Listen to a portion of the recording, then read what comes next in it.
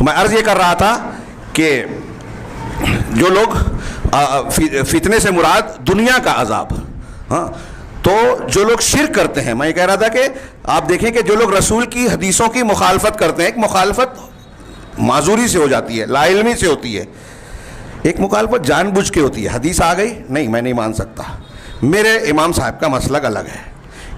دنیا میں کسی بھی مفتی سے پوچھئے کہ کیا یہ جائز ہے، حدیث رسول آنے کے بعد آپ اس کو اس قسم کے بہانے سے چھوڑیں کہ میں اس لیے نہیں مان سکتا کہ میرے باپ دادا نہیں کرتے، اس لیے نہیں مان سکتا کہ میرے امام کا مسلک اس کے خلاف ہے.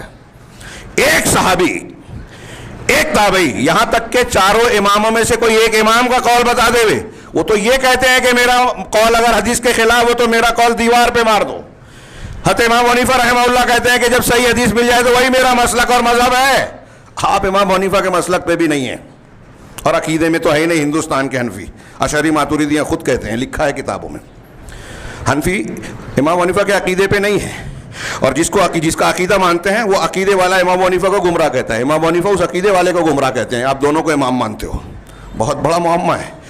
سنجیدہ نہیں ہے دین کے معاملے میں. ہم لوگ ابھی مسجد سے نکلیں گے اور بھول جائیں گے، فضائل پہ عمل کیے، جھنجھٹ میں نہیں پڑنا ہے.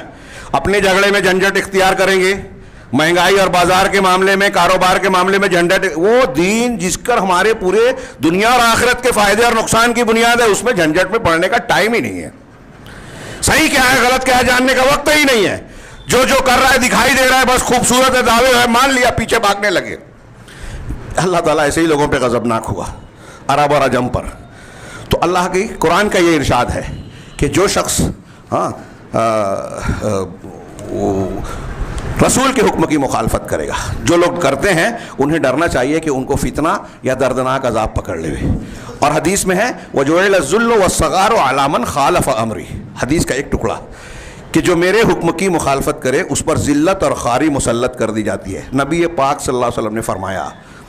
اب آپ میمورنڈم لے لیں، ڈگری حاصل کر لیں، IAS پڑھا دے میں، فلاں ڈگری اور فلاں تعلیمی میدان میں مسلمانوں کو آگے کر دیں، لیکن نبی صلی اللہ علیہ وسلم کی سیرت آپ نے بچوں کو نہیں پڑھائی، لہٰذا وہ کسی ہیرو کو اپنا آئیڈیل مانتے ہیں، کسی ایکٹر کو، کسی اداکار کو، کسی کھلاڑی کو، کسی فلاں کو اپنا آئیڈیل مانتے ہیں. نبی کو پڑھائی نہیں ہے تو سمجھیں گے کیا، جانیں گے کیا؟ اور نبی کو جو پڑھ لے گا وہ کسی اور سے مروب نہیں ہوگا.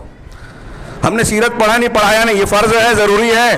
اللہ کے رسول کو جب نمونہ بنایا گیا تو زندگی گزارنے کے لیے، آپ کی اتباع کرنے کے لیے آپ کی زندگی کو پڑھنا پڑے گا. وہ سب سے بڑی ضرورت. علامہ ابن قیم کہتے ہیں کہ کھانے پینے سے زیادہ ضروری ہے کہ ہم رسول اللہ صلی اللہ علیہ وسلم کی سیرت کا علم حاصل کریں. توحید کے بعد انفع العلوم، سب سے زیادہ نفع بخش، سب سے زیادہ مفید، ہم کو سکون دینے والا علم ہے تو سیرت کا علم ہے. کسی اور موقع سے اس کی تفصیل. تو یہ دو حدیثیں میں دو دلیلیں دی کہ ہمارے مسائل کا حل، دنیا کی سعادت، اطمینان، سکون رسول کی اتباع میں ہے. دوسرے، اتباع اور اللہ کے رسول کی اطاعت جو ہے وہ تمام عبادتوں کے قبول ہونے کی شرط ہے. آپ بہت نماز پڑھ رہے ہیں لیکن نبی صلی اللہ علیہ وسلم کے طریقے کے خلاف نماز نہیں ہوگی. اب اس میں فتویٰ ابھی ہمارے عام آدمی دینے لگے کہ ایک سنت کی مخالفت ہوئی، کیا وجہ ہے، کیا تفصیل ہے. یہ ایک عمومی قاعدے کی بات ہے کہ جانتے بوجھتے آپ دوسری نماز اگر پڑھ رہے ہو تو قبول نہیں ہوگی. اب ہم فتویٰ دیتے نہ پھریں لوگوں کو، اس میں تفصیل ہے اور یہ علمی بات ہے. میں سمجھتا ہوں بہت سے لوگوں کی سمجھ میں نہیں آئے گی کیسے مولانا ایسا بول رہے ہیں. ہاں، کسی موقع پہ تفصیل سے گفتگو کریں، خطبے میں نہیں سمجھا سکتا، ٹائم نہیں ہے. تو عمل عبادت کے قبول ہونے کی بنیاد من عمل عملا لیس علیہ امرنا فہو رد، اس معنی کی اور بھی حدیثیں اور قرآن کی آیتیں ہیں. جس نے کوئی بھی ایسا عمل کیا جس پر ہمارا حکم نہیں ہے وہ مردود ہے. ہاں، امام حسن بصری کہتے ہیں کہ کوئی قول عمل کے بغیر صحیح نہیں ہو سکتا، اور قول و عمل نہیں صحیح ہو سکتا مگر نیت کے ساتھ، اور نیت قول عمل نہیں ہو سکتا مگر نبی صلی اللہ علیہ وسلم کی اتباع کے بغیر، اللہ کے نبی صلی اللہ علیہ وسلم کی سنت کے بغیر. ساری چیزیں سنت کے ساتھ درست ہوگی. اخلاص اور یہ اتباع، یہ دو چیزیں بہت ضروری ہے. آج ہمارے یہاں یہی دونوں جو ہیں سب سے زیادہ گمراہی کا شکار ہیں. دین کا کام کر رہے ہیں، ذمہ دار بنے ہیں، دین کے ٹھیکیدار بنے ہیں، اخلاص نہیں ہے، منہج سے لوگ پھر رہے ہیں. آج مسلم نوجوانوں کی جو گمراہی ہے، کہیں خبر آتی ہے قادیانی ہو گئے، کہیں خبر آتی ہے مرتد ہو گئے، کہیں خبر آتی ہے کہ مسلمانوں کو اسلام پر اعتراض کرنے والے یہی ہیں. کورٹ میں یہی لوگ جو ہے آلہ بنائے جاتے ہیں کہ اسلامی احکام کے خلاف جو ہے پٹیشن داخل کریں. مسلم عورت کو جو ہے جج کو استعمال کیا گیا کہ وہ حجاب کے خلاف کرناٹک میں فیصلہ دے. مسلمانوں کو استعمال کیا جاتا ہے, مسلمانوں کو انکار حدیث پر اکسانے کے لیے مسلمانوں کو لانچ کیا جاتا ہے. رافضی, دروز, گمراہ فرقے, صوفی, ان کو آج استعمال کیا جا رہا ہے. آج کے دور میں ہمارے آنکھیں بند ہیں, پردے پڑے ہیں, ہم دیکھتے ہیں کہ بھائی حکومتیں جو مسلمانوں پر حملہ کرا رہی ہیں, ان کے خلاف کارروائیاں کر رہی ہیں, وہ صوفیوں کی کانفرنس کراتی ہے, ان کی میٹنگ بلاتی ہے, ان کو بلا کے ان کے ساتھ ان کے باتیں کرتی ہے. وہ چچنیا میں, دلی میں ایسی میٹنگیں ہوئی, کانفرنسیں ہوئی, اور پھر اس کے علاوہ اور سودے بازیوں کی بات سامنے آتی ہے. پھر بھی یہ لوگ اندھے بہرے بن کر ان کے پیچھے چلے جاتے ہیں. مسئلہ یہ نہیں ہے جو صورتحال ہے. ہم بہت سارے مسلمان آ کے بات کرتے ہیں تو لگتا ہے کہ کیسے سدھرے گا, مایوسی ہوتی ہے. مایوسی اس بات سے نہیں ہے کہ ہمارے پاس حل نہیں ہے, مایوسی اس بات پر ہو سکتی ہے کہ ہم لوگ جو ہے ماننے کو تیار نہیں ہیں. مسئلے کا حل موجود ہے قرآن و سنت کی شکل میں, قیامت تک گارنٹی ہے رسول اللہ علیہ وسلم کی, لوگوں کی, عوام کی نہیں. جب تک ان دونوں کو مضبوط پکڑے رہو گے کبھی گمراہ نہیں ہوگے قرآن و سنت کو. لیکن قوم اس کو پکڑنے کی بجائے اس کو پکڑ رہی ہے, اس کو پکڑ رہی ہے, بزرگوں کے پیچھے, بڑوں کے پیچھے, دھوکے بازوں کے پیچھے, جال سازوں کے پیچھے جا رہی ہے. تو اللہ کے نبی صلی اللہ علیہ وسلم کی اتباع خالص کی جائے. اور یہ دونوں جو ہیں اسلام کے اخلاص اور اتباع. میں عرض کر رہا تھا اخلاص نہیں ہے میرا نام ہو, میری رپورٹ چھپے, میرا فوٹو چھپے. ہاں, منہج, میں یہ کہہ رہا تھا منہج سے لوگ گمراہ ہو رہے ہیں. ہماری جماعتوں کے, ایک جماعت کی بات نہیں کہہ رہا ہوں, جماعتوں کے ذمہ داروں نے کتنے مشروعات تیار کیے ہیں کہ ہمارے نوجوانوں کو دین سے پھرنے, مرتد ہونے سے بچنے کے لیے کوئی منصوبہ بندی کی جائے, پروگرام بنایا جائے.